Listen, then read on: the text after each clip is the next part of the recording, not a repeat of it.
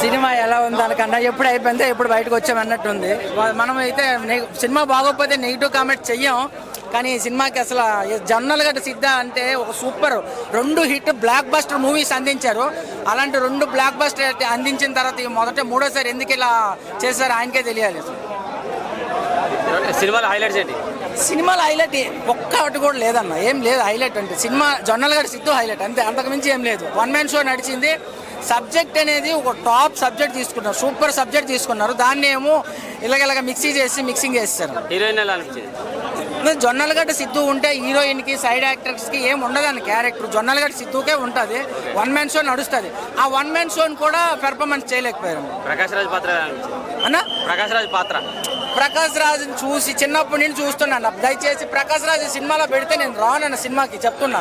ప్రకాష్ రాజు సినిమాలో చూపిస్తే నేను రాను.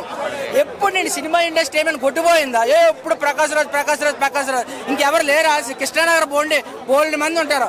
దీని మీద నిన్న కాక మొన్న చేశారు మంగపతి క్యారెక్టర్ శివాజీ, ఎంత బాగా చేశాడు. అలాంటి వాళ్ళు తీసుకోండి. ఎంతసేపు ప్రకాష్ రాజు, మహేష్ బాబుకి తండ్రి అతనే, ఫాదర్ అతనే, తాత కూడా అతనే. ఏంది ప్రకాష్ రాజుకి ఇంకే క్యారెక్టర్ లేవా? పాటలు ఎలా అనిపించినాయి అన్న?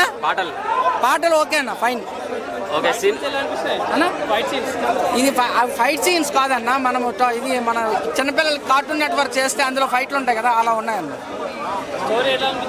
అదే అన్న, స్టోరీ అనేది ఒక మంచి సబ్జెక్ట్ అన్న. దాన్ని నెరేట్ చేయడం రాలేదంట. అందులో చెప్పాడు కదా 24 మంది శిల్పులు ఏం చేయలేకపోయారని. 25వ వాళ్ళు కూడా ఏం చేయలేకపోయాడు. 25 డైరెక్టర్ ఆయన కూడా ఏం చేయలేకపోయాడు. జాక్ పార్ట్ 2, 3 వచ్చేటట్టుంది అంటున్నారు. మరి ముందు ఈ సినిమాని ఫుల్ఫిల్ చేసుకోమని, ఎక్కడెక్కడ బ్లాక్ డాట్స్ ఉన్నాయి ముందు దీన్ని ఫుల్ఫిల్ చేసుకుని తర్వాత పార్ట్ 2, పార్ట్ 3 ఆలోచించవచ్చు.